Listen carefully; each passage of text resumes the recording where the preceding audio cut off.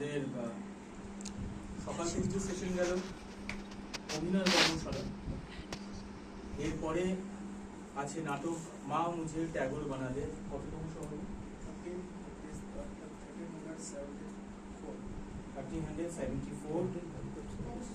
474তম অভিনয় আমাদের স্টুডিওতে হবে। তার আগে একটি সেমিনার, সাবজেক্টটা খুবই গুরুত্বপূর্ণ। সেমিনারের আগে, যেটা আমাদের ওয়ার্কশপের আগে আমরা ইচ্ছাকৃতভাবে করিনি, কারণ কর্মশালার মধ্যে করা উচিত হবে না, লাকিকে আমরা সম্মানিত করতে চাইছি সবুজের পক্ষ থেকে। আমি সঙ্গীতাকে নিয়ে আসতে হলো, নবমীতাকে একটু আসতে হলো। লাকিকে উত্তরীয় করিয়ে যাবে নবমীতা, দেখা যায় একটু সেভাবে কর, তোদেরই উঠবে ছবি, এগিয়ে যা, ফ্রেমে যা।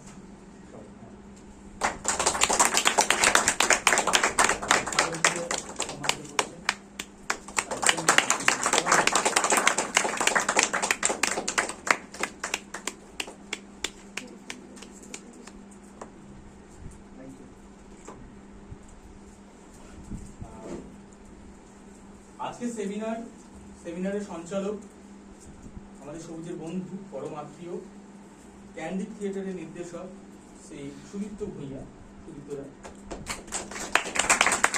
সুদীপ্তদা আজকে এই আলোচনা সভাটাকে মডারেট করবে। সুদীপ্ত, তোমার আমি চলে গেল দর্শক। হ্যাঁ,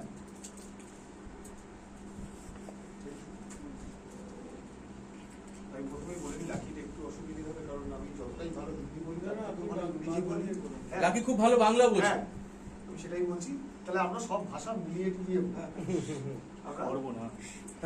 এইবার আসলে আমি কিছুদিন আগে একটা সেমিনারে শ্রোতা হিসেবে উপস্থিত ছিলাম। সেখানে বিষয় ছিল থিয়েটার কি তারকা নির্ভর হয়ে উঠছে, অর্থাৎ তারকা ছাড়া কি থিয়েটার আর মানুষ দেখছে না। কিন্তু আমার পাশে আমার বন্ধু বসে আছেন, যারা আজকে 1374তম শো। এটা প্রমাণ করে একটি থিয়েটার কিন্তু তারকার জন্ম দিয়েছে, এবং সেটা সারা ভারতবর্ষ জুড়ে, কোন একটা নির্দিষ্ট ছোট জায়গায়, বিশাল ভারতবর্ষ কোনায় কোনায় লাকি কাজ করে আসছে। বিভিন্ন ভাষাভাষীর মানুষ, তাদের সঙ্গে লাকি তাদের সামনে পারফর্ম করেছে এবং এখনো করে চলেছে। তো আজকে যে সাবজেক্টে রয়েছে search of new theatre and survival of an actor, এই বিষয়ে survival on an actor in theatre. তাহলে আমাদের পুরো সেমিনারটার আজকে মূল বিষয় কিন্তু থিয়েটার। লাকি কি আমার প্রথম প্রশ্ন, তুমি যে থিয়েটারটা করছো, এই প্রসেনিয়ামের বাইরে এসে, এটা মানে প্রথম তুমি এই কাজটা করতে এলে কেন? তোমার কেন মনে হলো যে ওই প্রসেনিয়াম তোমাকে আর আটকাতে পারছে না? जैसे थिएटर का प्रैक्टिस है ना, अगर आप बंगाल में देखेंगे, और मैं 4 या 5 जगह सिर्फ बता सकता हूँ जहाँ पर थिएटर का ऐसा प्रैक्टिस है जहाँ से लोग अपना जीवन यापन कर सकते हैं। यानी कि थिएटर करने वाला एक्टर अगर पैसा कमा सकता है तो वो पूरे हिंदुस्तान में 4 या 5 जगह है। इसके अलावा कोई ऐसी जगह नहीं है, कोई ऐसा शहर नहीं है जहाँ पर एक्टर थिएटर करके पैसा कमा सकता है। बंगाल को आप ले सकते हैं, महाराष्ट्र को आप ले सकते हैं, केरल का कुछ 1-2 जगह है, और गुजरात का कुछ कमर्शियल थिएटर है, और इसके अलावा 1-2 मेट्रो सिटीज। इसके अलावा पूरे देश के जो सैकड़ों छोटे छोटे कस्बे हैं, मतलब 1000 से भी ज्यादा ऐसे कस्बे हैं, कस्बे कहे, छोटे शहर कहे, जहाँ पर थिएटर का ये मूवमेंट असल में, जहाँ से ये थिएटर का मूवमेंट आगे बढ़ा है। मतलब आप खाली कलकत्ता में थिएटर होगा तो इससे तो पूरे देश में तो थिएटर की तस्वीर नहीं है। यहाँ से आप चले जाओगे, आगे बंगाल से बाहर जाओगे तो सैकड़ों जगह है छोटी छोटी जहाँ पर कुछ कुछ मूवमेंट थिएटर की चलती है। पर वो सारे के सारे जो है वो, उनको प्रोफेशनल थिएटर नहीं कह सकते, उनको हम लोग शौकिया थिएटर कहते हैं, हम हिंदी भाषा में शौकिया थिएटर कहते हैं, जो लोग अपने पैसा खर्च करके नाटक करते हैं।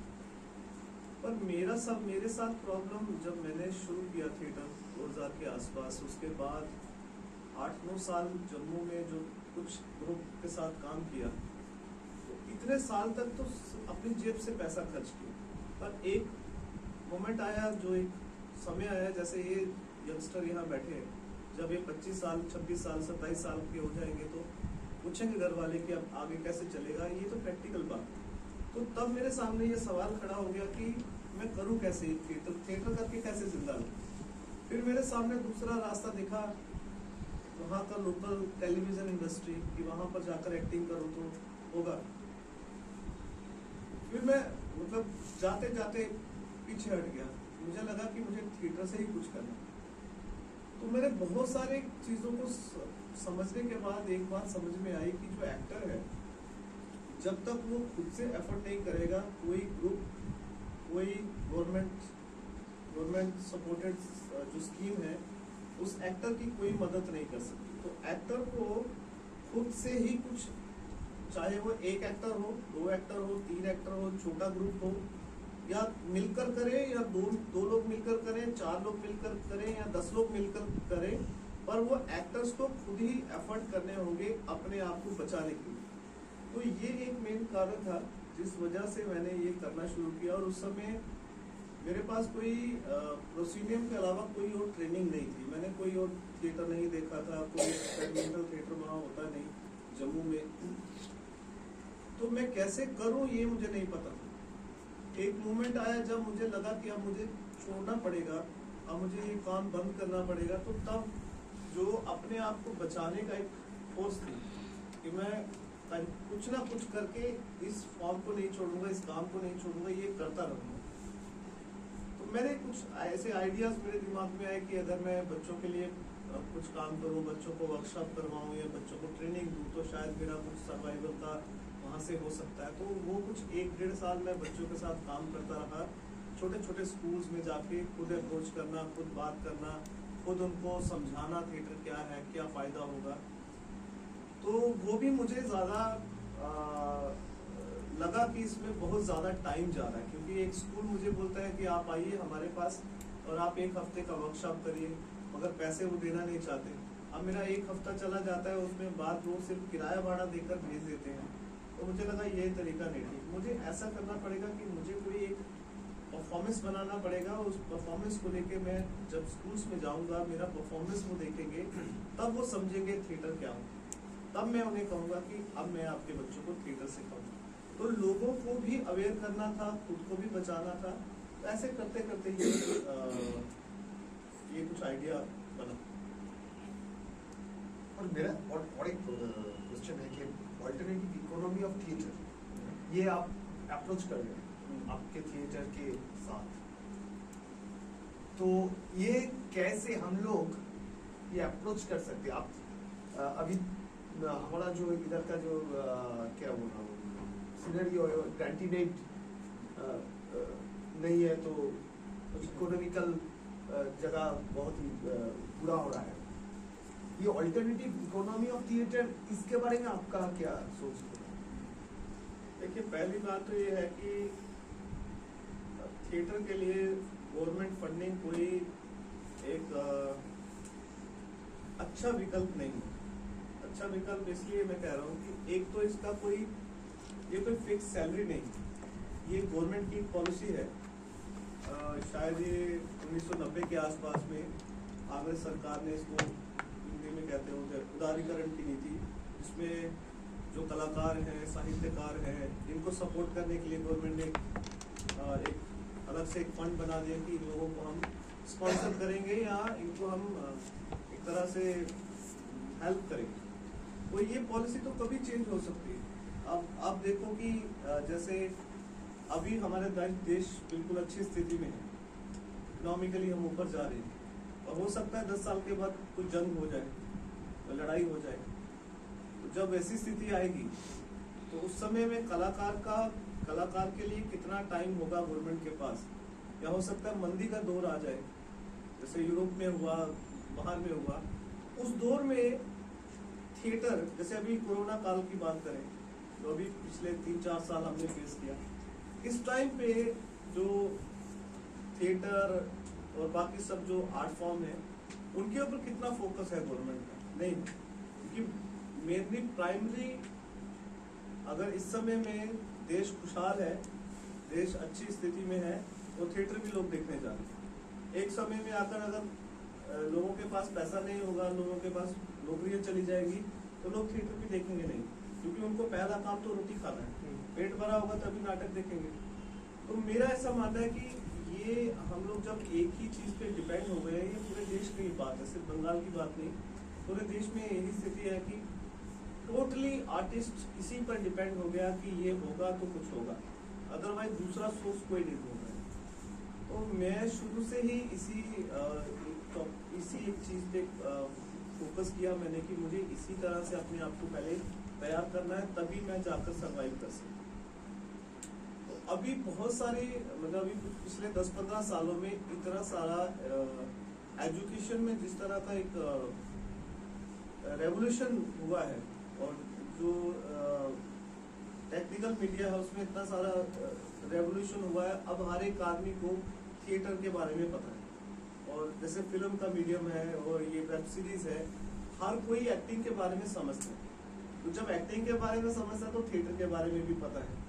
तो मुझे लगता है कि इस समय में बहुत सारे रास्ते खुल गए हैं, तो हमें एक रास्ते पे ठीक है, गवर्नमेंट फंडिंग आ रही है, अच्छी बात है, उससे आप बहुत सारे काम कर सकते हैं, मैं उसको बुरा भी नहीं बोल रहा हूँ, पर उसके अलावा दूसरा सोर्स जब तक हम लोग तैयार नहीं करेंगे तब तक हम किसी न किसी तरह से एक रिस्क के ऊपर चलते।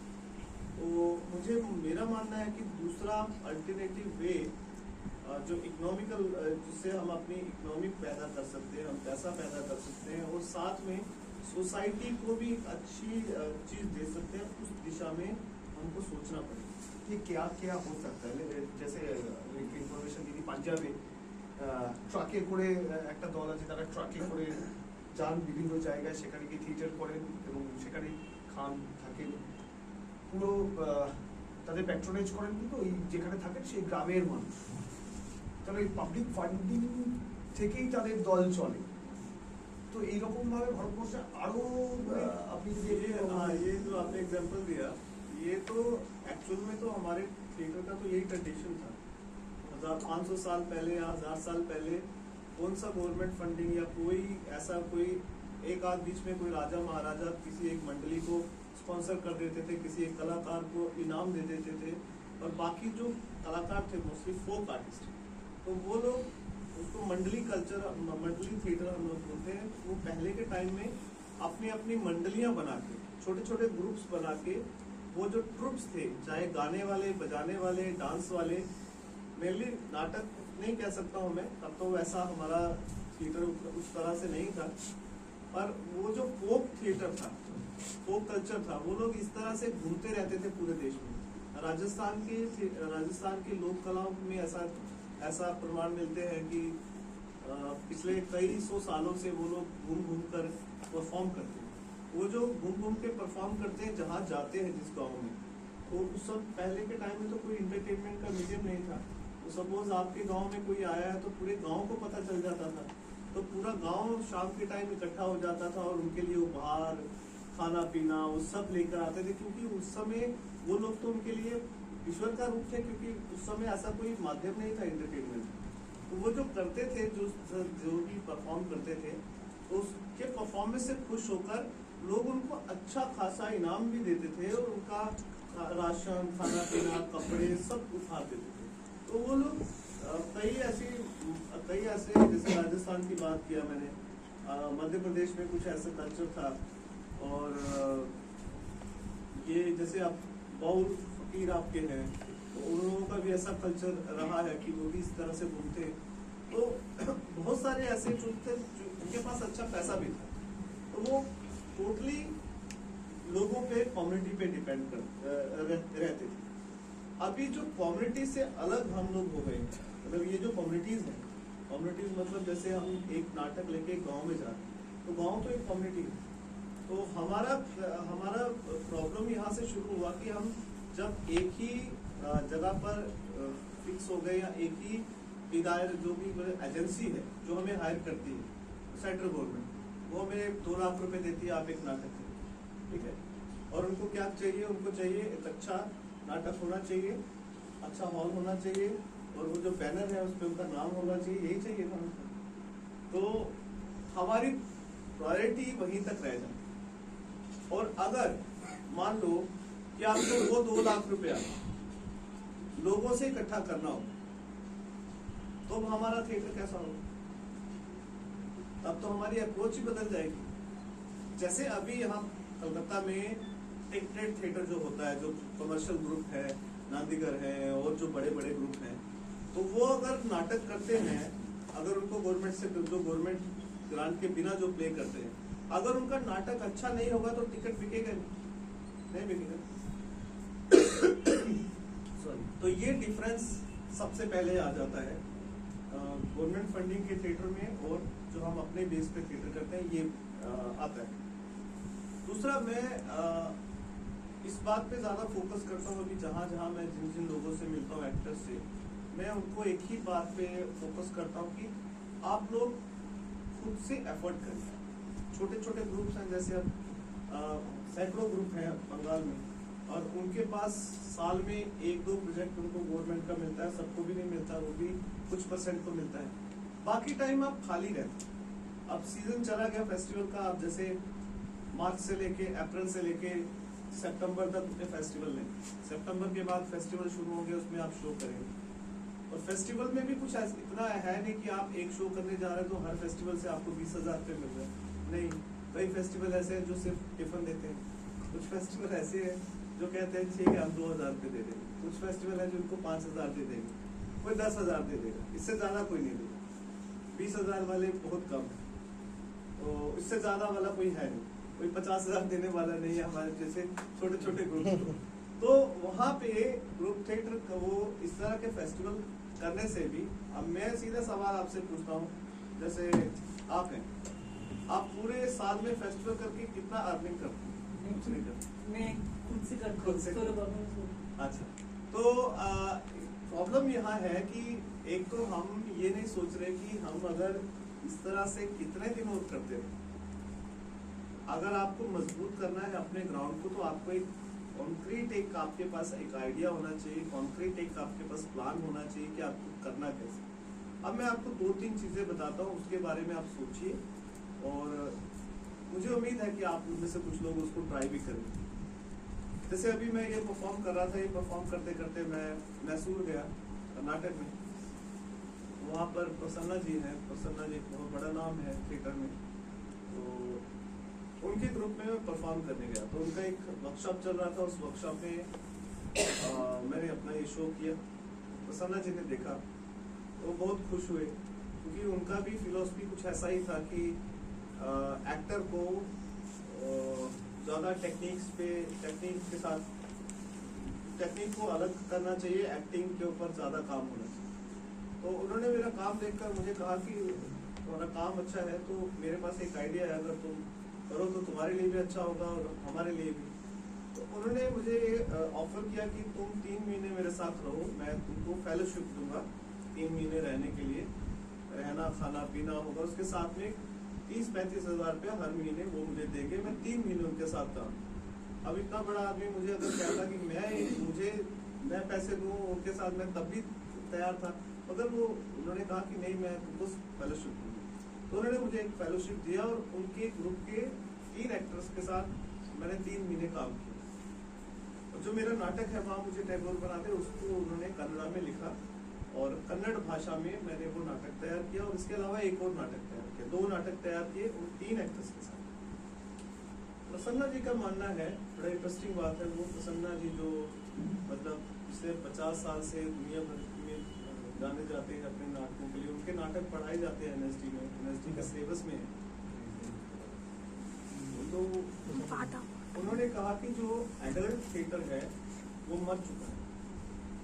एडल्ट थिएटर का मतलब जो हम जिन ऑडियंस को नाटक दिखा रहे हैं, ये जो मैच्योर ऑडियंस है, तो ये ऑडियंस, ये थिएटर अब मरने वाला है। उसके पीछे कारण क्या है, उन्होंने क्यों ऐसा कहा कि जो ऑडियंस के साथ आप लोग अभी इंटरेक्ट करते हैं, जैसे कलकत्ता की बात करो तो कलकत्ता में 95-95% से ज्यादा जो ऑडियंस है वो कितने साल और नाटक देखेगी? 15 साल, 10-15 साल और नाटक देखेगी। जब वो 60 के हो जाएंगे 65 के हो जाएंगे तो वो नहीं आ पाएंगे, उनमें से कुछ ऊपर चले जाएंगे। उन 95% में वो पूरी ऑडियंस में जो कलकत्ता में इस समय ऑडियंस है, जिस ऑडियंस को आप भी नाटक दिखाते हैं, उनमें यंग लोग कितने? 100 लोगों में 4 लोग, 5 लोग, 7 लोग। इससे ज्यादा तो ऑडियंस नहीं है यंग लोगों की। हमारी टीम में उल्टा है। हाँ? हमारी टीम में रेशियो पूरा उल्टा है। 100 में 4 या 5 एडल्ट ऑडियंस होता है ऑडियंस में, और ये ऑडियंस है, बाकी सब कॉलेज स्टूडेंट, यूनिवर्सिटी का स्टूडेंट, पूरा उल्टा पहले से। पहले से ये मेरा फंडा था। यही होना चाहिए था ना, एक्चुअली यही होना चाहिए था। ब्लैक एंड व्हाइट जमाने का ऑडियंस नहीं चाहिए, मेरा पहला फंडा था। अब यही चीज नहीं कर रहे हैं ना, मतलब ये एक आप कर रहे हैं और कुछ और लोग कर रहे हैं, बाकी नहीं कर रहे। बाकी सब बनी बनाई ऑडियंस पे फिक्स। ठीक है, अब कॉलेज के बच्चे को नाटक दिखाना आसान नहीं, उसको बिठाना आसान नहीं है, उसको नाटक का दर्शक बनाना आसान नहीं है, क्योंकि वो जिस टेक्नोलॉजी के साथ जी रहा है वो बहुत उन्नत है और उसमें खोया हुआ है, उसके साथ कनेक्ट करता है, वो आपके साथ कनेक्ट नहीं करता। तो नए बच्चों को अब प्रॉब्लम ये होगी, मुझे भी ये खुद लगता है, एक थ्रेट है थिएटर के लिए भी, कि जिस ऑडियंस के साथ अभी अगर 150 करोड़ की आबादी है, उसमें मुश्किल से 1 करोड़ या इससे भी कम होगा थिएटर का ऑडियंस। 150 करोड़ थिएटर की ऑडियंस 1 करोड़ से भी कम है अगर जो रेगुलर थिएटर देखने जाता है। उनमें 90 लाख से ज्यादा ऑडियंस है जो मैच्योर ऑडियंस, जिनको आप 40 के ऊपर कहते हैं, जो थोड़े पढ़े लिखे या थोड़े जिनको साहित्य का पता है, लिटरेचर का पता है, वो ऑडियंस। सिर्फ 5-7 लाख ऐसी ऑडियंस है आप जैसी यंग ऑडियंस। अब आने वाले 15 साल के बाद तो ऑडियंस नहीं रहेगी, तो 15 साल के बाद नाटक किसको दिखाएंगे? अभी आप दिल्ली, मुंबई और इन बड़े बड़े शहरों में थिएटर हॉल खाली जा रहे हैं, बहुत सारी जगहों पर। कोई बड़ा फेस्टिवल हो रहा है तो उसमें एक पब्लिसिटी होती है तो लोग आ जाते हैं। दिल्ली में कई ऐसे थिएटर मैंने देखे हैं जहाँ पर 5 लाख रुपए करके कोई स्टेज हो रहा है, और दिल्ली में एक हॉल की कीमत जो है, ऑडिटोरियम जो 4-5 मेन ऑडिटोरियम है, 60,000 से शुरू होती है। 60,000 रुपये रेंट है 3 घंटे। श्री राम सेंटर का रेंट है 1 लाख रुपए से ऊपर। कमानी ऑडिटोरियम का रेंट भी 1 लाख रुपए से ऊपर। तो वो 1 लाख रुपए सिर्फ रेंट है, बाकी सब मिला के 2-2.5-3 लाख में नाटक करके 50 लोग नाटक देख रहे हैं या 100 लोग नाटक देख रहे हैं, तो वो तो वेस्टेज है थिएटर का, वो तो वेस्टेज हुआ। अब अगर ऑडियंस भी नहीं है तो फिर नाटक क्यों, किसके लिए? तो अब सवाल आता है कि करें कैसे। तो ये मतलब पर्सनली मैं शुभ्र के साथ और राजेश के साथ भी ये बात शेयर करना चाहता हूँ, आपके साथ भी, आपके साथ टीम के जो लोग हैं उनके साथ भी। तो प्रसन्ना जी ने मुझे कहा कि आप 3 महीने काम करो मेरे साथ, तो हमने 3 एक्टर्स के साथ 2 नाटक बनाए। वो नाटक जो बनाए वो सिर्फ बच्चों के लिए, स्कूल के बच्चों के। और नाटक ऐसे हैं कि अगर कोई भी जाकर उस नाटक के बारे में स्कूल में बताएगा कि ये नाटक हम आपके स्कूल में दिखाना चाहते हैं, तो 99% लोग कहते हैं कि आइए दिखाएं। और उन्होंने स्टार्ट किया कर्नाटक से, क्योंकि कर्नाटक बहुत कल्चरली रिच स्टेट है, वहाँ नाटक का कल्चर भी है, पर वहाँ पर ऐसे कोई नाटक नहीं करते। मतलब ऐसे स्कूल में जाके, मार्ट में जाके अल्टरनेटिव तरीके से नाटक नहीं होता, वहाँ प्रोसीनियम थिएटर होता है। तो स्कूल के बच्चों के लिए नाटक बहुत कम लोग करते हैं। तो प्रसन्ना जी ने कहा कि अब ये 2 नाटक आप लोगों के पास है, उनके साथ एक एग्रीमेंट हुआ कि अगले 2 से 3 साल आप कोई काम नहीं करेंगे, कोई फिल्म नहीं करेंगे, कोई और प्रोडक्शन नहीं करेंगे, ये 2 नाटक लेके पूरे कर्नाटक में घूमेंगे। और फॉर्मेट मेरे जैसा ही है, एक्टर खुद जाएगा, बात करेगा, स्कूल से शो बुक करेगा, पैसे की बात करेगा, जैसा भी हो। अगर स्कूल कहता है कि हम अपनी जेब से देंगे, ठीक है, नहीं कहता है, स्कूल कहता है हम नहीं दे सकते, हम चादर बिछा देंगे, हम बॉक्स रख देंगे, अलग अलग मेथड से, जैसे कोई सेटिस्फाई होता है। अगर कोई कहता है कि हम आपको 2000 देंगे, 2000 ठीक है, हम 2000 में कर लेंगे। उससे क्या है कि एक्टर 10 दिन जाके सिर्फ बातें करेगा, शो बुक करेगा, 10-15 दिन में वो 3 लोग हैं, तो 3 लोग अगर एक दिन में 5 स्कूल में जाएंगे तो 15 स्कूल रोज के हो जाते हैं, और 10 दिन के होते हैं 150। तो अगर हम सक्सेस रेट उनका 20% भी मानते हैं कि 80% लोगों ने ना बोल दिया, 20% भी बोलते हैं, तो आप कितने शो हो गए एक महीने? 30 शो हो गए। और एक शो में अगर उनको कम से कम मिनिमम 3,000 रुपये मिल रहा है तो 30 शो करने का 90,000 मिलता है। 90,000 छोड़ दीजिए, हम 60,000 रुपये आ जाए। तो प्रसन्ना जी ने कहा ये 60,000 रुपये तुम्हारा है, जहाँ जिस रिहर्सल स्पेस पे तुम रिहर्सल करते हो खाली उस रिहर्सल स्पेस का भाड़ा दो और ये बाकी पैसे ग्रुप में जमा करवा दो। महीने के बाद जब 1 तारीख होगी, 1 तारीख को ये पैसा तुम्हारे अकाउंट में चला जाएगा। जितना काम करोगे उतना पैसा आएगा। ये सेम अगर आप जो आजकल जो मैं इसको कहता हूँ कि ये थिएटर का स्टार्टअप की तरह, जैसे आप कोई स्टार्टअप लेते हो तो स्टार्टअप ले रहे हो तो कोई कुछ चीज इवेंट कर रहे हो ना, कुछ उसमें दिमाग लगा रहे हो, कुछ उसमें क्रिएटिव आइडिया डाल रहे हो और उसको बेच रहे हो। तो मैं भी इसको इसी हिसाब से लेता हूँ कि ये थिएटर का एक स्टार्टअप है। तो वो जो कंसेप्ट है वो मैं कई सालों से बात कर रहा हूँ लोगों के साथ, पर करना कैसे है, स्टार्ट कैसे करना है, उसको इम्प्लीमेंट कैसे करना है, वो एक प्रॉब्लम है। एक तो प्रॉब्लम ये आती है कि जिस तरह के हम परिवेश में हैं, अब जैसे मैं बंगाल की बात करूं तो थोड़ा सा है कि कैसे जाएंगे, कहाँ खाएंगे, क्या कहाँ रुकेंगे, तो ये एक एक्टर के अंदर प्रॉब्लम है। तो कहाँ चले जाओ, वहाँ जाएंगे, पुणे में जाके पटना में जाके कैसे शो करेंगे, कोई जानता नहीं हमें, रुकेंगे कहाँ, सोएंगे कहाँ। तो ये सोच ये हमारा मतलब ये आपकी बुराई नहीं कर रहा हूँ, ये तो हमारा कल्चर ही ऐसा है। मतलब बंगाली लोग हैं तो खाना जरूरी है, खाना ठीक है, सोना भी, नींद भी चाहिए, रेस्ट भी चाहिए और फिर घूमना भी है, ये भी है। तो एक्टर थोड़ा मैं एक्ट्रेस को अलग कर रहा हूँ, मतलब मैं किसी एक चीज पे इंडिकेट नहीं कर रहा हूँ। जैसे बिहारी है उसका अपना अलग प्रॉब्लम है, कोई जम्मू का आदमी है उसका अलग क्राइसिस है, पर एक्टर जो है वो एक अलग, उसको अपने आप को इन सब चीजों से, इन सब क्राइसिस से अलग करना चाहिए। तो अगर आप अपने कंफर्ट जोन को ब्रेक कर सकते हैं, अगर आप अपने कंफर्ट जोन को ब्रेक करके एक अलग प्रैक्टिस में जा सकते हो, तो ये तरीका आपके लिए है। और ये आने वाले टाइम पे ये तरीका इसी तरीके से ही थिएटर होने वाला है। अब ये तरीका क्या है, मैं थोड़ा उसके बारे में बताता हूँ। देखिए कम्युनिटी की मैं बात कर रहा था कि हम कम्युनिटी से अलग हैं। मैंने जब शुरू किया तो मेरे सामने एक सबसे बड़ा एक पावरफुल कम्युनिटी मुझे दिखा, वो दिखा स्कूल जो है दुनिया का सबसे बड़ा कम्युनिटी। मैं अगर जम्मू से शुरू करूं और कन्याकुमारी तक जाऊं तो मुझे रास्ते में कम से कम 5 लाख स्कूल मिले जहां पे मैं जा सकता हूँ फ्रीली, बैग उठा के स्कूल में जा सकता हूँ, स्कूल से जाकर अपना शो का ऑफर कर सकता हूँ।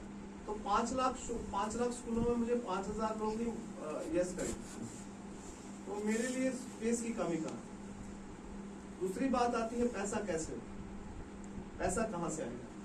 तो ये जो हमारा ट्रेडिशन है थिएटर का, जो शुरू से ट्रेडिशन रहा है, ये हर कल्चर में, मतलब एज ए परफॉर्मर आप कहीं भी परफॉर्म करते हैं तो ऑडियंस को लगता है कि ये जो परफॉर्मेंस है ये हमारे लिए हो, वो आप ऑडियंस के लिए परफॉर्म।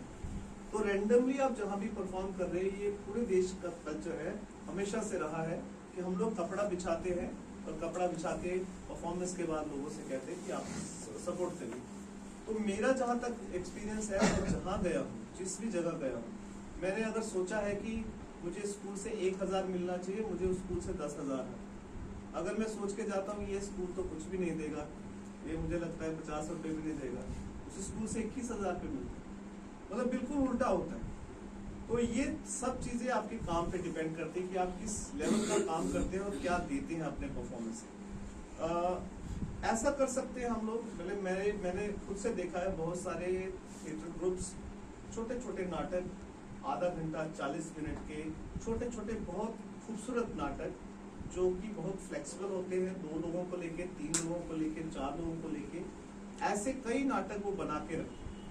और फिर क्या करते हैं, जब 2 महीने उनके पास काम नहीं होता तो वो 2 महीने टूर करते हैं पूरी स्टेट में। और टूर करते हैं, एक तो सीधा वो एजुकेशन मिनिस्ट्री से परमिशन लेते हैं कि हम ऐसे ऐसे कंसेप्ट को लेके जा रहे हैं, एक ये तरीका है। एक बिल्कुल रैंडम तरीके से वो लोग अपने व्हीकल से निकल जाते हैं, जो रास्ते में स्कूल कॉलेज ऐसी जगह पड़ती है जहाँ पर उनको लगता है कि वो परफॉर्म कर सकते हैं, वहाँ पर रैंडमली वो परफॉर्म करते हैं और अच्छा खासा पैसा वो लोग लेकर आते हैं। मतलब एक ग्रुप है महाराष्ट्र का, तो वो लोग बाइक से जाते हैं, तो लगभग 5-6 लोगों का ग्रुप है। पिछली बार मेरी उनसे बात हुई थी, तो मैंने उनसे ऐसे पूछा था कि आप ये जो टूर किया इसके कितना पैसा आपको मिला। तो कई बार उनके 5 लोग होते हैं, कई बार 6 लोग होते हैं, तो थोड़ा उनकी प्रॉपर्टी भी है, सेट भी है, तो बाइक के ऊपर सारा लगता है। तो बोला 2 महीने टूर किया, 12 लाख रुपए मिले, रैंडम परफॉर्म करके। मतलब कहीं कोई फिक्स करके नहीं, कहीं कोई जाके नहीं, ऐसे बाइक लेके निकल रहे हैं, जहां जहां स्कूल मिल रहा है, कॉलेज मिल रहा है, वहां शो कर रहे हैं, और 2 महीने का 12 लाख। तो पैसा, मुझे लगता है पैसा एक बहुत छोटी बात है इसके लिए, पर ये रेगुलर प्रैक्टिस अगर ग्रुप्स करेंगे तो एक तो सबसे पहला जो बेनिफिट होगा वो ये होगा कि हर एक परफॉर्मर को रोज परफॉर्म करने को मिलेगा। और जब वो रोज परफॉर्म करेगा, उसकी जो एबिलिटी है, उसकी जो प्रैक्टिस है, वो इतनी स्ट्रांग हो जाएगी कि उसको कुछ करने की जरूरत नहीं है। वो डेली परफॉर्म कर रहा है, डेली सीख रहा है, डेली इंटरेक्ट कर रहा है, वो अपना क्राफ्ट बना रहा है, वो ऑडियंस के साथ इंटरेक्ट कर रहा है, वो नई फॉर्म तैयार कर रहा है। तो ये एक कंसेप्ट मुझे जो सबसे अपीलिंग लगता है, और इसका एक और सबसे बड़ा फायदा ये हो रहा है कि आप जब किसी स्कूल में जाकर परफॉर्म कर रहे हैं, बच्चों को नाटक दिखा रहे हैं, आप नई ऑडियंस तैयार कर रहे हैं। तो नई ऑडियंस भी तैयार कर रहे हैं, अच्छा सब्जेक्ट आप दे रहे हैं, और अच्छी एजुकेशन और इंटरटेनमेंट, और एक बच्चों को एक अच्छे संस्कार नाटक के माध्यम से। ये थोड़ा लंबा हो गया मेरे नहीं, ठीक है। বাকির কথা শুনতে শুনতে বাদলবাবুর কথা প্রায় 50 বছর হতে চললো। বাদলবাবুর যে প্র্যাকটিস, সেটা আমাদের বেঙ্গলে চলেছে বহু দীর্ঘদিন, এখনো চলছে, সেটা পাল্টে যাচ্ছে। লাকি এই সম্পর্কে লাকিরও কিছু ধারণা আছে। আরে তোমার কি মনে হয় নাকি যে পুরো ভারতবর্ষের যে সিনারিও, থিয়েটার সিনারিও, সেটা কি পাল্টাচ্ছে? ये तो আমাদের ওয়েস্ট বেঙ্গলে কিন্তু পাল্টাচ্ছে। মানে আজকে এই যে স্পেসটা আমরা বসে আছি, এই স্পেসটা কিন্তু রেগুলার প্র্যাকটিসের জায়গা। সেটা কিন্তু আমাদের পশ্চিমবঙ্গে 10 বছর কি 5 বছর আগেও আমরা খুব একটা খুঁজে পাই। কিন্তু এই প্র্যাকটিসটা কিন্তু একদম আমার মানে খুব মফস্বল অঞ্চলে, এটা মানে শহরের মধ্যে রয়েছে আমরা, কিন্তু মফস্বলে মেদিনীপুরে হয়েছে, চাকদায় হয়েছে, আরো বিভিন্ন জায়গায়, ছোট ছোট ছোট ছোট জায়গায় কিন্তু এই ধরনের প্র্যাকটিস স্পেস সেগুলো তৈরি হচ্ছে। তোমাদের একটু জানতে চাইবো যে এই ভারতবর্ষের অন্যান্য স্টেটগুলোতে কি এই সিনারিওটা পাল্টাচ্ছে, নাকি এই প্রসিমিয়াম কোথাও? ये तो यूनिवर्सल एक चेंज है। चेंज इसलिए है कि आप आज से 30 साल पहले देखो, 30 साल पहले ना तो सिनेमा इतना हावी था, ना तो सिनेमा था हमारे पास। 30-40 साल पहले सिनेमा का भी इतना क्रेज नहीं था। और अब ये 2000 आते आते जिस तरह की टेक्नोलॉजी आई है, जिस तरह के जैसे सेल फोन, ये जो स्मार्टफोन्स हैं, तो स्मार्टफोन की क्रांति हुई, उसके बाद सिनेमा में क्रांति आ रही है। वेब सीरीज एक नया एग्जाम्पल अभी वो निकल गया, वेब सीरीज का टाइम चला गया, अब इसके बाद कुछ और आने वाला। तो लोग जो है, जो पहले कम्युनिटी में स्प्रेड होते थे, कम्युनिटी में बैठते थे, खुले में बैठते थे, वो लोग धीरे धीरे एक जगह पर बंद हो गए, घरों के अंदर, बिल्डिंग्स के अंदर, कॉम्प्लेक्स के अंदर। तो ये जो फ्लैट का कल्चर है, ये लोगों को बांध रहा है एक जगह पे। अब वो लोग जैसे पहले आप किसी एक मेले में 10,000 लोग देखते थे, अब लोग मेले में नहीं जाते, खुले में नहीं घूमते, पार्कों में नहीं देखे जाते, आपको कम लोग हो रहे हैं। तो वो लोग जैसे जैसे अपने घरों की तरफ जा रहे हैं, जैसे जैसे वो अपने शेल्फ में बंद हो रहे हैं, वैसे वैसे ही हमारा ये सारा स्ट्रक्चर चेंज हो रहा है। क्योंकि अब हम पहले मान के चलते थे कि एक थिएटर करने के लिए हमको 500 से 700 लोग चाहिए ऑडियंस। जब 700 लोग आते थे तब हम कहते थे ये हिट प्रोडक्शन, बड़ा हिट हुआ। 1000 लोग आते थे थिएटर देखने। अभी भी कुछ जगह पर आते हैं, ऐसा नहीं कि अभी भी नहीं आते, तो मगर मोस्टली जगह पर। तो अब क्या हो गया कि अब जैसा थिएटर हम बना रहे हैं, तो अगर हमारे थिएटर में 200 लोग आ जाते हैं तो हम बहुत खुश होते हैं कि 200 लोग आए। तो ये और कम होता जाएगा, ये और कम होगा, क्योंकि जिस तरह से हमारी दौड़ बढ़ेगी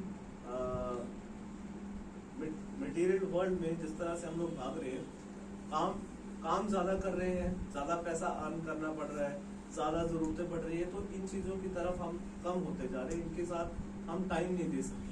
तो थिएटर भी वैसे मिनिमाइज हो रहा है, कम होता जा रहा है, और हम छोटी स्पेस, इसलिए भी स्पेस का भी प्रॉब्लम है। तो ये मल्टीपल चीज़ें चल रही हैं, तो ये होता रहेगा, ये चलता रहेगा। इसके बाद शायद आने वाले 50 साल के बाद कुछ और फेज आएगा, तो ये कंटिन्यू एक প্রসেস है। আসলে থিয়েটার তো সবসময় সোশিয়াল ইকোনমি এবং পলিটিক্সের সঙ্গে এমনভাবে জড়িয়ে রয়েছে, থিয়েটার তার থেকে কখনোই আলাদা হতে পারে না। তারপরে সোশ্যাল ইকোনমি যেভাবে পাল্টাবে, আমাদের পলিটিক্যাল দৃষ্টিভঙ্গি যেভাবে পাল্টাবে, সেভাবে থিয়েটার তার মতো করে পাল্টে যাবে। তো আমার একটা নেক্সট প্রশ্ন আমি জানতে চাই যে মানুষকে টেকার বানাবে, তুমি যে কাজটা করছো বা আরো যে কাজগুলো ভাবছো, তোমার এই মুহূর্তে ভারতবর্ষের পটভূমিতে দাঁড়িয়ে তোমার কি মনে হয় থিয়েটারে কোন কথাগুলো আরো বেশি করে উঠে আসা দরকার? बहुत सारे चीज़ें जो हमारे इस समय पॉलिटिकल जो एक प्रॉब्लम चल रहा है देश भर में, जो लोगों का आइडेंटिटी क्राइसिस है, जो एक তোমার কি মনে হয় যে আমরা মানে থিয়েটার আস্তে আস্তে পলিটিক্সের থেকে সরে যেতে চাইছি? नहीं ऐसा नहीं, আমরা প্র্যাকটিশনাররা পলিটিক্স থেকে সরে যেতে চাইছি? नहीं ऐसा नहीं। वो एक थोड़ा सा फेज कभी बीच में आता है कि कुछ लोग थोड़ा अलग हो जाते हैं, मगर थिएटर तो कोई एक लोग नहीं है ना, थिएटर तो एक पूरी कम्युनिटी, वो एक वर्ग नहीं है। थिएटर एक धारणा है, एक विचार है, वो कभी भी इस चीज़ से पृथक नहीं हो सकता, कभी हुआ भी नहीं।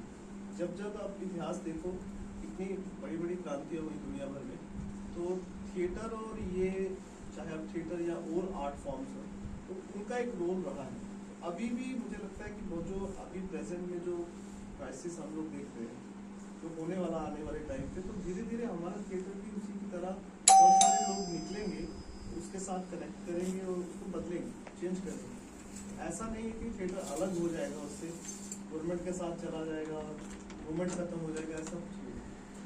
আমি যদি জানতে চাই কি আরো কিছু বিষয় উঠে আসা দরকার তোমার মনে বা তোমাকে ভাবাচ্ছে কোন বিষয়গুলো কোন দিক দিয়ে? मैं तो जो अभी का जो प्रेजेंट टाइम पे जो मेरा सबसे बड़ा फोकस है मेरा अपना, मैं वो दूसरे लोगों की बात नहीं कर रहा, मैं जो फेस कर रहा हूँ, मैं जो सोच रहा हूँ करने का, क्योंकि मैं मेरा ऑडियंस जो है वो यंग ऑडियंस है, ठीक है, बच्चे हैं, स्कूल के बच्चे, कॉलेज के बच्चे, ये यंग ऑडियंस है। तो यंग ऑडियंस के लिए जो मेरा काम है, मैं उसी के बारे में सोच रहा हूँ। और अभी जो परफॉर्मेंस चल रहा है, इसके बाद जो आगे आने वाला परफॉर्मेंस है, वो भी उसी चीज़ को लेकर है। इस तरह से मैं इन बच्चों की सोच को, इन बच्चों के विचार को और मजबूत बना सकता हूँ, या इनको एक बेहतर एक लाइन दे सकता हूँ जिसके ऊपर ये सोच सकते।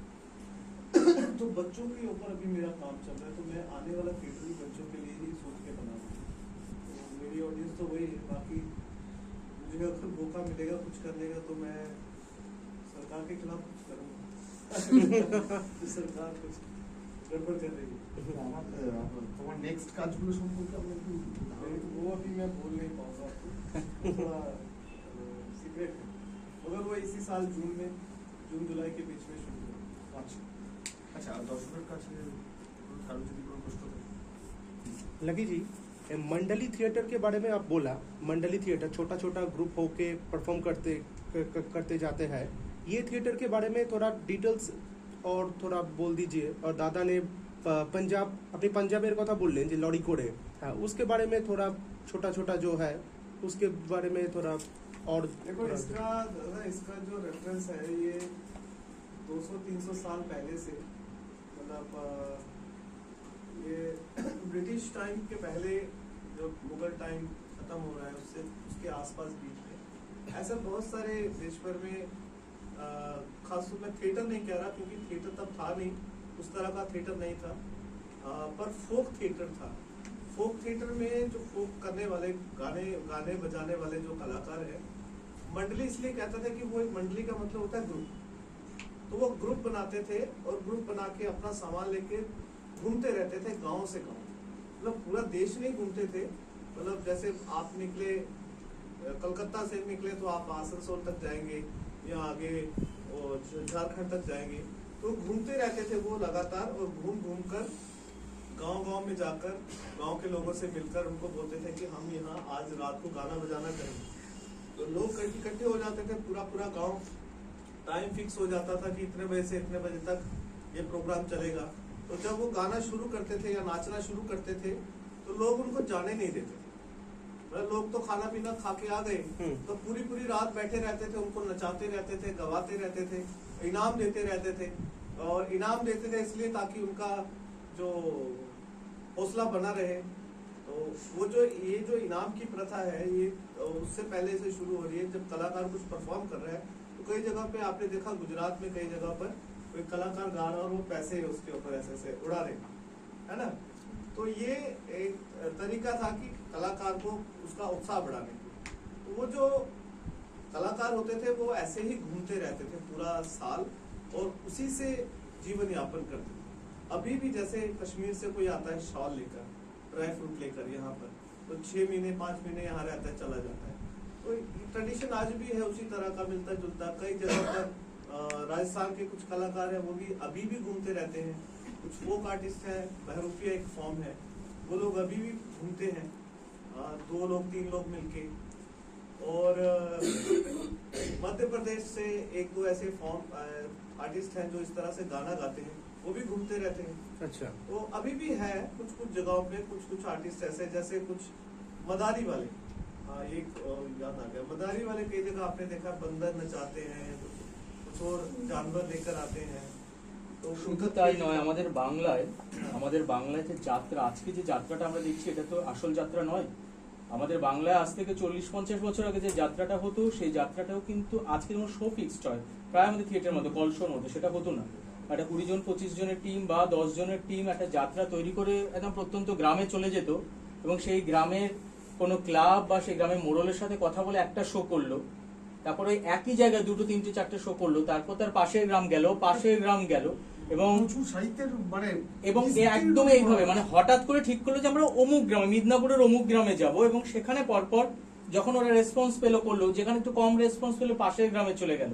আমাদের মেলাও সেভাবে হয়। মানে এখনো পর্যন্ত স্টিল বাংলা থিয়েটার নিয়ে আমরা এত কথা বলি, বাংলা যাত্রা ইন্ডাস্ট্রি এটা most successful professional industry. Not a industry, ওটা industry is not industry in Bengal. কোনটা? থিয়েটার ইন্ডাস্ট্রি না, কিন্তু যাত্রা ইন্ডাস্ট্রি শব্দটা, যাত্রা ইন্ডাস্ট্রি যদি আমরা চিতপুরে যাই, লাকি আমি বাংলাতেই বলছি, তোমরা যদি কেউ কখনো যাও তখন দেখবে এসি বড় বড় পরপর যাত্রার অফিস, কাঁচ লাগানো এসি অফিস, মানে this is the office, computer রাখা। মানে ওই যাত্রা দলটা কোনো কলস বা কিছু করে না, তারা এখন ওইভাবে যাত্রা তৈরি করে বনগায় চলে গিয়ে মানে তাদের সাথে কন্ট্রাক্ট হয় 300টা শো, এই 300টা শো তাদের ফিক্সড নেই কোন জায়গা হবে, 3টে 4টে 5টা ফিক্সড হয়, তারপর গ্রামকে গ্রাম তারা চলে যাচ্ছে। আমিও গ্রামে থাকি, মেরা আপনি তো গিয়া है, हमारा गांव में ऐसा हुआ है, তোমাদের বলি এরকম ঘটে যাত্রার ক্ষেত্রে। আমাদের ওখানে একটা নাটক এসেছিল সেই সুমলি বলে, নাটকটা অভিনয় করেছে রজতাভ দত্ত এবং দেবদূত, কৌশিক সেন ডিরেকশন। তো স্বাভাবিকভাবে সেই সুমলিতে আমরা অনেক আগে চলে গেছি, কারণ সিট পাবো না, আমাদের দাঁড়িয়ে দেখতে হবে। হলটা এমনই অবস্থা যে আমরা এলাকার বলে আমাদের ব্যালকনিতে পাঠিয়ে দেয় দাঁড়িয়ে দেখি। তো হলে গিয়ে দেখি 4-5টা 10টা 20টা, তারপরে গুনে 50 জন লোক নাটক দেখছি। সেই সুমলি নাটক দেখার থেকে বেশি আমাদের কাছে প্রশ্ন ছিল দর্শক হলো না কেন, 50টা লোক কেন। বেরিয়ে শুনছি বারাসাত থেকে স্পেশাল পুলিশ ফোর্স ঢুকেছে হাবড়া, ভাবছি কোনো মারামারি হয়েছে না, সিঁদুর কৌটোয় কাকড়া বিছে বলে একটি যাত্রা এসেছে এবং সেই যাত্রায় এত লোক হয়ে গেছে, বারাসাত থেকে স্পেশাল ফোর্স যাচ্ছে ভিড় সামলাতে হাবড়ায়, আর কৌশিক সেন রজতাভ দত্তকে 50টা লোক দেখতে। স্টিল নাও যাত্রা একটা ইন্ডাস্ট্রি। কোন থিয়েটারের জন্য কোনদিন পুলিশ আসেনি আমাদের এখানে। একই দিনে যাত্রার দিন থিয়েটার হলে কারোর থিয়েটার দেখবে না, অনির্বাণ কেউ দেখবে না। मोबाइल थिएटर इससे भी एक स्ट्रॉन्गेस्ट कमर्शियल थिएटर है मोबाइल थिएटर। तो बारुल इस्लाम से एक बार मैंने सिर्फ बात हो रही थी, तो मैंने बोला बारुल ना ये बोले मैं अब 4 महीने बिजी हूँ। मैं कहाँ जा रहे हैं? तो मैं मोबाइल थिएटर में जा रहा हूँ। तो मैंने ऐसे पूछ लिया, मैंने 3-4 महीने, अच्छा वो पैसे देते हैं? हाँ बहुत पैसे देते हैं। कितने पैसे देते हैं, सोचो कितने पैसे देते हैं। अब एक एक्टर के कितने पैसे देंगे, 3-4 महीने का लाख रुपए दे देंगे। जो ए ग्रेड एक्टर है, ए ग्रेड जो स्टार, जिसको स्टार की कैटेगरी में आते हैं, वो 60 लाख रुपए से 1 करोड़ रुपए लेता है सीजन का। और जो बाकी सब एक्टर है, जो मतलब हम छोटे मोटे एक्टर भी वहाँ मोबाइल थिएटर में काम करते हैं, 5 लाख रुपए से 4 लाख, 5 लाख, 8 लाख, 10 लाख, 15 लाख, 25 लाख, 30 लाख, ऐसा है पूरा सीजन का उनका। और मोबाइल थिएटर एक बार मैंने देखा था, तो मतलब एक पंडाल है, उसमें 2000 लोगों के बैठने की जगह, वो पीछे में लास्ट से ऊपर स्टेज पे जो आदमी कुछ कर रहा है वो दिखता नहीं है, मगर लोग टिकट लगाकर बैठे हुए हैं, 1500, 2000 लोग ऐसे बैठे हुए हैं। तो वो एक मतलब एक सीखने वाली चीज है, वो भी अभी भी बहुत हिट है वो मोबाइल थिएटर आसाम में। একটুখানি দেখে কেটে একটা খালি জুড়ে দেবো এর সাথে, যে একটা জিনিস মাথায় রাখতে হবে, মানে আমাদের যেটা সমস্যা, অন্তত আমরা যারা থিয়েটার প্র্যাকটিশনার এখানে, ফোক আর্টের সঙ্গে আমাদের থিয়েটারকে কিন্তু খুব বেশি জড়িয়ে ফেলতে চলবে না, কারণ ফোক আর্টের যে অ্যাপ্রোচ অফ দেয়ার ট্র্যাডিশন, আমাদের কিন্তু সেটা নেই। তা আমি এখানে একটুখানি ওটা বলবো। কিন্তু শ্রমের সঙ্গে সরাসরি ওদের পারফরমেন্স জড়িয়ে আছে। না, একটা তুমি ঠিক বলছো, কিন্তু যে কথাটা লাকি বললো মোবাইল থিয়েটার, এটা কিন্তু আমাদের থিয়েটারও তার থেকে খুব একটা দূরে নয়। কেন আমি বলছি, বা যাত্রা, আমি দুটো উদাহরণ দিই, আমি দুটো উদাহরণ দেব। একটা হচ্ছে ওয়ার্ল্ড ওয়ারের সময় ইউরোপিয়ান লোকে মানে থিয়েটার আর্টিস্টরা ঠিক করলো কি, যারা যুদ্ধ করছে তারা তো তারা ফার্স্ট্রেটেড হয়ে যাচ্ছে যুদ্ধ করতে করতে। এখন যেমন লোকে আইটি সেক্টর কাজ করতে করতে ফার্স্ট্রেটেড হয়, তারা ট্রাকে করে যাচ্ছে, ট্রাকের এক সাইডে ডালা খুলে দিচ্ছে, ট্রাকের ভেতরটা সাজানো, ডালা খুলে ওই যুদ্ধক্ষেত্রে গিয়ে পারফরমেন্স করছে। গেল এক রকম, তার মানে আমাদের থিয়েটারটা পৌঁছাচ্ছে কিন্তু। বা খুব রিসেন্ট উদাহরণ দিচ্ছি, যে তুমি যে এই জায়গাটা উদাহরণ দিলে, এটার আসলে কিন্তু আমাদের এখানে লাকি লকডাউন থেকে 2020-তে আমরা ঠিক করেছি, মানে আমি তো কনফার্ম যে থিয়েটারটা হবে না, আমি খুব ডিপ্রেস হয়েছিলাম, অনেক লোকই ভাবছে থিয়েটারটা হবে না। এবং থিয়েটারটা হওয়ার জন্য আমার প্রথম যেটা করলাম, এখন যে আবার যেখানে থিয়েটারটা শুরু হচ্ছে, রবীন্দ্র সদন একাডেমি, মিনার্ভা, আমরা যেখানে যাচ্ছি, যখন ওটা আর কোনোদিন খুলবে না, বা সত্যি লকডাউন কাটার পরে যখন খুলছে না, তখন কিন্তু আমরা ঠিক করলাম যে পাড়ায় পাড়ায় থিয়েটার করবো। কারণ অ্যাজ এ আর্টিস্ট আমাকে থিয়েটারটা করতে হবে। পাড়ায় পাড়ায় থিয়েটার থেকে কিন্তু স্টুডিওগুলো আসলো, যে প্রত্যেকটা দল, যে দলের সামর্থ্য আছে তার দলে সে একটা স্টুডিও করার চেষ্টা করছে, যেন অন্তত সেই আর্টিস্ট গুলো সার্ভাইভ করতে পারে তার এলাকায় থিয়েটার দেখে। কারণ সে কনফার্ম একাডেমি আর খুলবে না, এবং সেটা হওয়াতে কিন্তু পুরো বাংলা থিয়েটারটাই পরিবর্তন হলো এবং পাল্টে গেল। ইকোনমিক্যালও অনেকটা ভালো। মানে আমার কাছে এটা মানে এটা আমার মনে হচ্ছে ইকোনমিক্যালও ঠিকঠাক একটা জিনিস, যে একটা দল তো সার্ভাইভও করছে এইভাবে। ये आपने ठीक कहा, पर मैं इसमें मेरा एक मत है, इसका भी एक लिमिटेशन तो আছে, लिमिटेशन है। और उसके साथ साथ जो अभी मैं जो सपोज मान लो कि आपके ग्रुप में 10 लोग हैं, ठीक है, अभी 10 लोगों में से 4 लोगों को 3 लोगों को सैलरी मिल रहा है, ठीक है, बाकी लोग फ्रेशर है, वो अपना काम करते हैं, वो लोग आते हैं, सीखते हैं। पर जो 4 लोग हैं, अगर वो 4 लोग यहाँ काम करते हैं 15 दिन 20 दिन, उसके बाद में बाहर में जाके कुछ दूसरा सोर्स निकाल के थिएटर करते हुए अगर वो और 10,000 रुपये अर्न कर लेते हैं और रेगुलर बेसिस पे कर रहे हैं, तो वो जो 4 लोग हैं, वो 4 लोग ये स्पेस छोड़ के जाने वाले नहीं। जो उनको नशा यहाँ मिलेगा परफॉर्म करते हुए, वो किसी और मीडियम में नहीं मिलेगा, वो नहीं जाएंगे।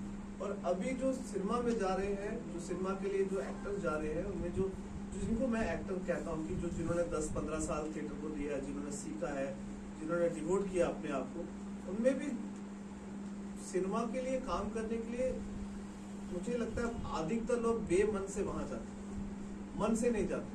क्योंकि एक तो कारण ये है कि एक तो सिनेमा में वो स्पेस नहीं है उन एक्टर्स के लिए।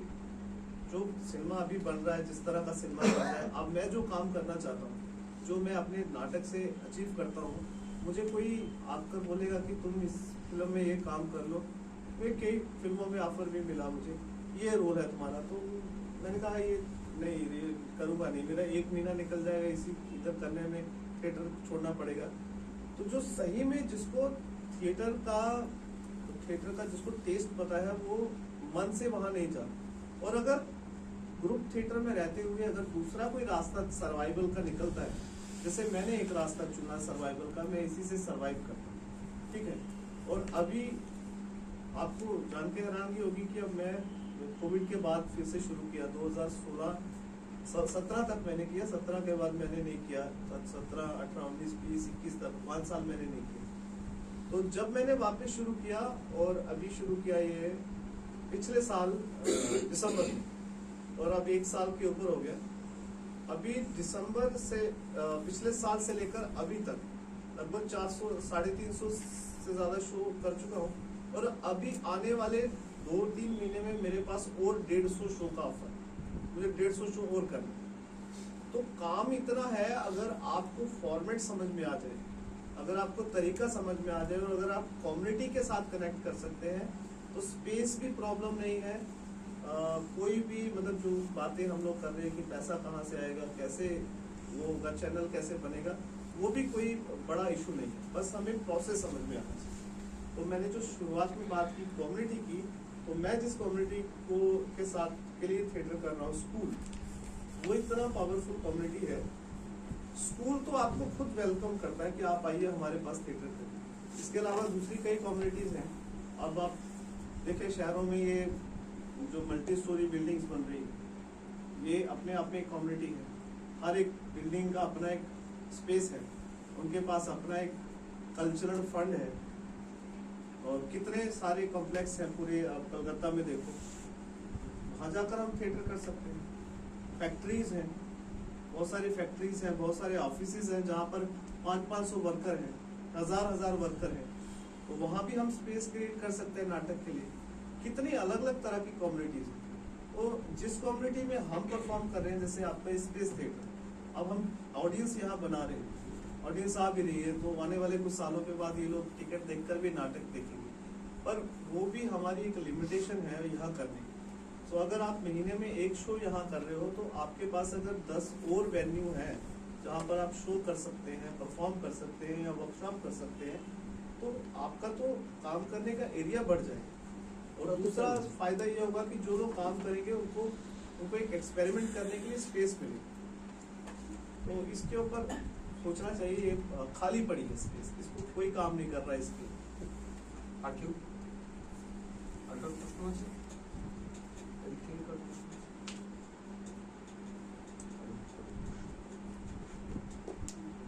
চিন্তায় পড়ে গেলে হবে না সবাইকে। লাকি একটা কথা বারবার বলছি যে কাজ করে যেতে হবে, কাজ করলে एक और बात है, मैं इनको कि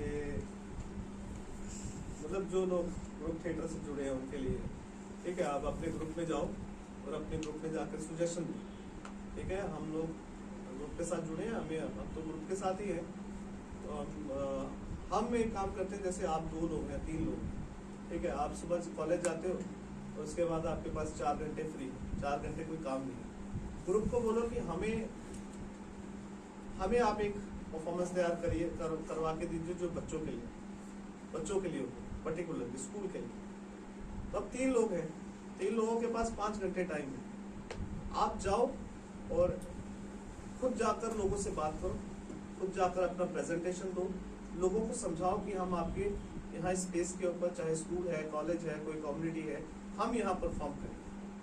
तो खुद से एक आइडिया बनाकर अपने ग्रुप में दो, और अच्छा लगता है क्योंकि आप 4-5 घंटे कोई काम नहीं करेंगे, तो आप अगर अपने से कुछ जनरेट कर रहे हैं, कुछ क्रिएट कर रहे हैं, तो इसमें बुराई क्या है। कोशिश करो। नहीं आपका ग्रुप है, आप अकेले हैं, 2 लोग हैं, 2 लोग मिलकर एक छोटा परफॉर्मेंस बनाओ और चले जाओ बैग उठाकर कहीं भी। कहीं 10 लोग बैठे हैं, कहीं 40-50 लोग बैठे हैं, तो उनके सामने शुरू कर दो परफॉर्मेंस, स्टार्ट करो। तो जिस नए फॉर्म की बात कर रहे हैं, नया फॉर्म कोई नहीं होता। हम जो पहले से हजारों सालों से हम जो किए जा रहे हैं, हम उसी चीज को बार बार नए तरीके से प्रस्तुत करते हैं। तो नया फॉर्म बनना बहुत लंबा प्रोसेस है, नया स्टाइल बनना बहुत लंबा प्रोसेस है, पर हम कुछ नया आइडिया लेकर उसको अपने ढंग से नए तरह से प्रस्तुत कर सकते हैं। अभी आप थोड़ा ब्रेक ले लीजिए, 6:30 पर हम लोग, मुझे आधा घंटा रेस्ट चाहिए, उसके बाद 6:30